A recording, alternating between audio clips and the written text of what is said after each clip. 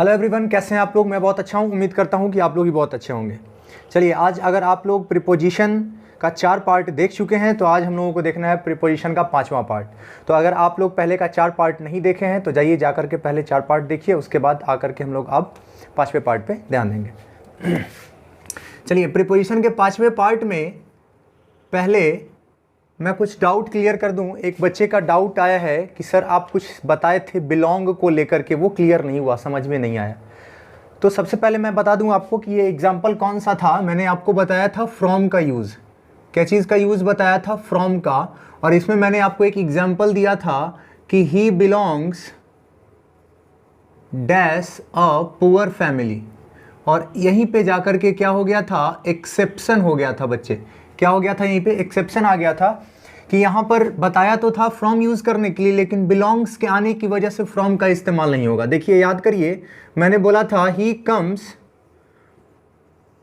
From a rich family. Rich family, poor family, कुछ भी बोलिए, प्रॉस्पेरस फैमिली, धनी मनी, रिनाउंड फैमिली, बहुत नामी ग्रामी जिसको कहते हैं वो फैमिली। एग्जाम्पल दिया था ही कम्स फ्रॉम। यहाँ पे कौन सा प्रीपोजिशन का इस्तेमाल हुआ? तो फ्रॉम का इस्तेमाल हुआ। इधर देखिए, सेम चीज़ दिख रहा है आपको। अ रिच फैमिली हो या अ पुअर फैमिली हो, इससे कोई फ़र्क नहीं पड़ता है। हाँ, असल जीवन में बहुत फ़र्क पड़ता है, ग्रामर में बहुत फ़र्क नहीं पड़ता है। अब यहाँ कहता है ही बिलोंग्स, तो जैसा मैंने पढ़ाया है वो देख करके तुरंत से आप तपाक से इसमें फ्रॉम नहीं भरेंगे, क्योंकि जैसे ही आप इसमें फ्रॉम भरिएगा पूरा कहानी गड़बड़ हो जाएगा। क्योंकि बताया तो मैंने सही है कि he comes from a rich family, he comes from a poor family, ये सही है कि वह कहाँ से आता है। आने का मतलब आना नहीं है, यहाँ पर कम्स फ्रॉम का मतलब है बिलोंग करना। क्या करना? बिलोंग करना। कहाँ से ताल्लुक रखता है? तो एक अमीर फैमिली से ताल्लुक रखता है। सेम चीज है, कहता है कि अगर बिलोंग वर्ड आ जाए तो फ्रॉम लगाएंगे क्या? यही मैंने आपको बताया है कि आप यहाँ पे फ्रॉम लगाने की गलती नहीं करेंगे, क्योंकि अगर आप यहाँ पे लगाइएगा फ्रॉम तो मामला गड़बड़ हो जाएगा। यहाँ पे आपको लगाना है टू। इसलिए टू का यूज करना है, क्योंकि आपको याद रखना होगा कि बिलोंग के साथ हम टू प्रीपोजिशन का इस्तेमाल करते हैं, बिलोंग के साथ फ्रॉम का इस्तेमाल हम नहीं करते हैं। ठीक है, मुझे उम्मीद है कि आपका ये जो डाउट है वो क्लियर हो गया होगा बच्चे। चलिए, तो आज हम लोगों को देखना है प्रीपोजिशन पार्ट 5, मतलब हम लोग नेक्स्ट प्रीपोजिशंस को देखेंगे। आज हम लोग बात करते हैं अबाउट के लिए, कि अबाउट का यूज़ कहाँ करेंगे और कैसे करेंगे। तो अबाउट का हिंदी तो आप लोग जानते हैं, के बारे में। तो पहला इस्तेमाल तो हो गया क्या? के बारे में। जैसे you must know about me, मेरे बारे में जरूर जानते होगे। मेरे बारे में, यहाँ पे क्या आ गया मीनिंग? बारे में। ठीक है, you should know about this book. अब मुझे लगता है कि इस बुक के बारे में भी आपको जानना चाहिए, तो के बारे में, इस बुक के बारे में आपको जानना चाहिए। ठीक है, यू नो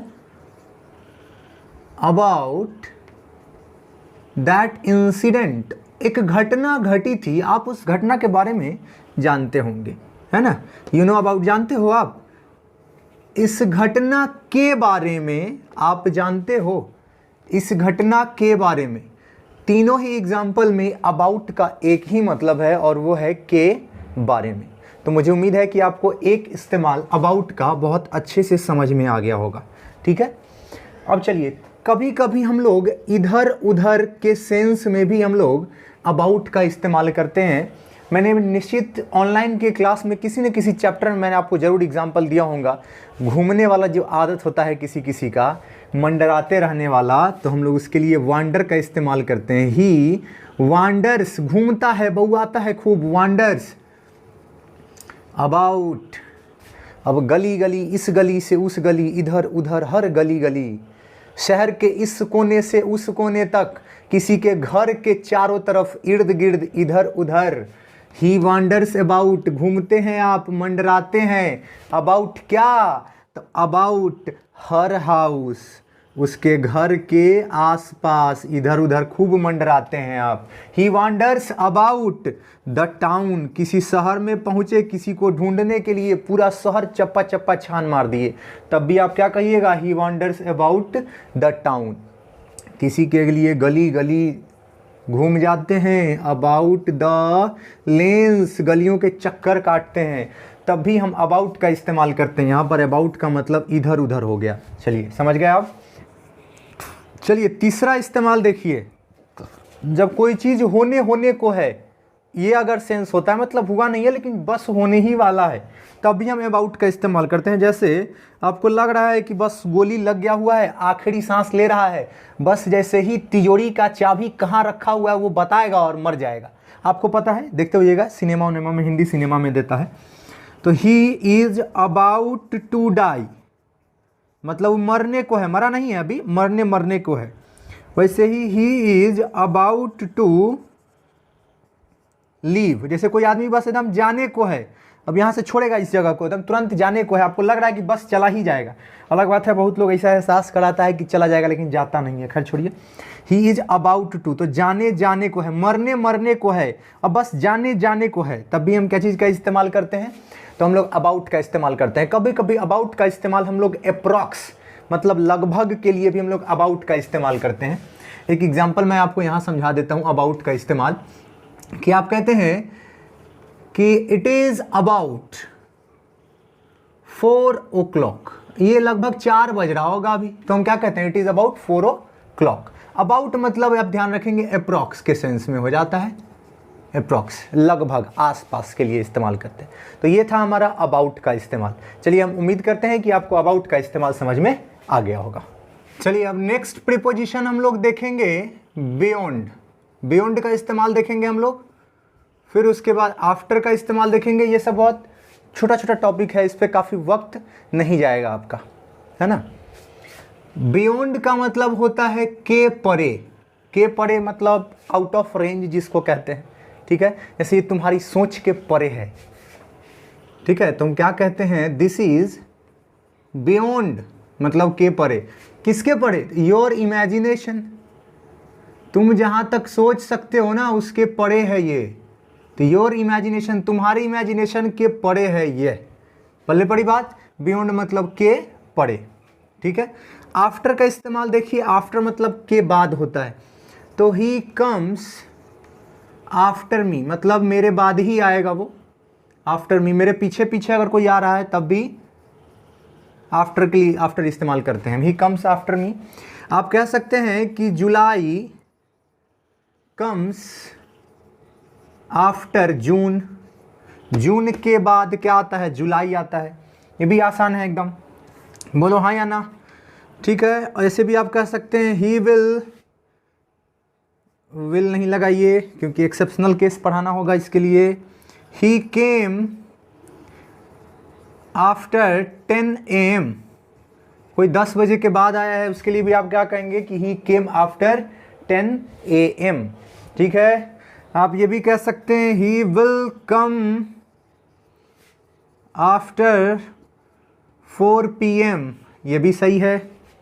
तो इस तरह से आप बियॉन्ड का भी इस्तेमाल देखें, आफ्टर का भी इस्तेमाल देखें।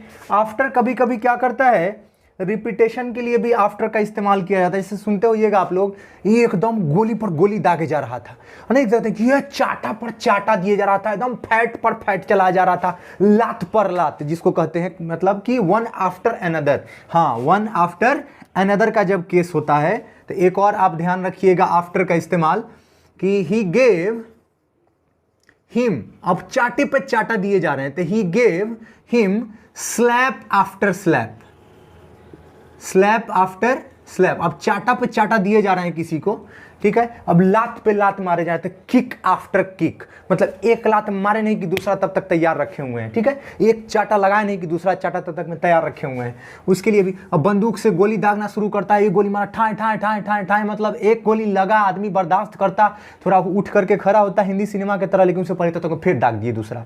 तो उसके लिए भी क्या इस्तेमाल करते हैं, shot after shot, shot after shot, kick after kick, लात पे लात, एकदम चाटा पे चाटा, इस तरह से जो है कोई कोई लॉजिक आफ्टर लॉजिक, मतलब एक तर्क दिए नहीं कि दूसरा तर्क तब तक में एकदम तैयार है, तर्क पे तर्क जिसको कहते हैं, उसके लिए भी हम लोग क्या चीज़ का इस्तेमाल करते हैं, आफ्टर का इस्तेमाल करते हैं। तो हमको उम्मीद है कि आपको बियॉन्ड का भी इस्तेमाल समझ में आ गया होगा और आफ्टर का भी इस्तेमाल बहुत अच्छे से समझ में आ गया होगा। चलिए हम लोग एक और प्रीपोजिशन देखते हैं, अगेंस्ट। अगेंस्ट का मतलब ही होता है खिलाफ। अगेंस्ट मतलब खिलाफ, के विरुद्ध, है ना, के विरुद्ध, अगेंस्ट। जैसे आप कहते होइएगा कि ही इज अगेंस्ट मी, मेरे खिलाफ है कोई अगर, तो ही इज अगेंस्ट मी। कोई किसी बात के खिलाफ होता है तो he is against the proposal. कोई प्रस्ताव रखा है, आप उसके खिलाफ हैं, तो भी आप क्या कहिएगा कि अगेंस्ट द प्रोपोजल, अगेंस्ट का इस्तेमाल हो गया। पहले पड़ी बात, हाँ सर समझ में आ गया, किसी चीज़ के खिलाफ होना, ठीक, ये एक इस्तेमाल हो गया आपका। दूसरा इस्तेमाल आप देखिए, अभी जो है वैक्सीन चल रहा है कोरोना के खिलाफ, the vaccine against corona, against corona.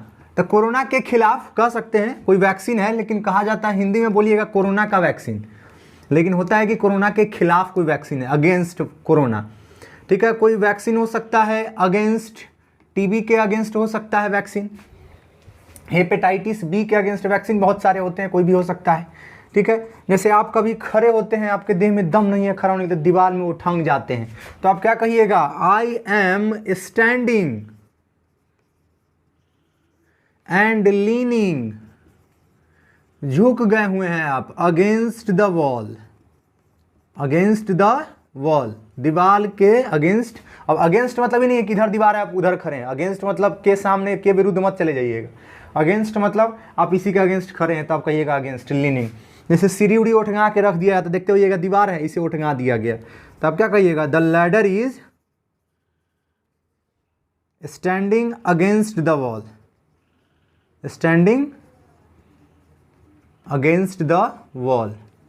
और देखिए कोई एक्सचेंज का अगर भावना है, एक्सचेंज के सेंस में भी हम अगेंस्ट का इस्तेमाल करते हैं। जैसे मान लीजिए कि आप पैसा जमा कीजिएगा और हम आपको किताब देंगे, तो समझिए इधर, the book will be issued, the book will be issued against cash, पैसा दीजिएगा तो आपको किताब मिलेगा, the book will be issued against cash. देखिए यहाँ पर कैश के बदले में बुक मिलेगा आपको, के बदले एक्सचेंज की भावना है, बोलो हाँ या ना। आप किसी चीज़ का सहारा ले रहे हैं, किसी चीज़ के सहारे से किसी चीज़ को रखे हुए हैं, तब भी आप अगेंस्ट का इस्तेमाल करते हैं। पल्ले पड़ी बात, हाँ सर। किसी चीज़ के खिलाफ के लिए अगर है, किसी आदमी के खिलाफ है, किसी बीमारी के खिलाफ कोई वैक्सीन है, कोई इंजेक्शन है, कोई टैबलेट है, कोई बात के खिलाफ कोई आदमी है, तब भी यहाँ क्या चीज़ का इस्तेमाल करेंगे, हम अगेंस्ट का इस्तेमाल करेंगे। चलिए आज के लिए इतना ही रहने देते हैं, फिर मिलेंगे हम लोग अगले वीडियो में। आज के लिए इतना ही। जय हिंद, जय भारत।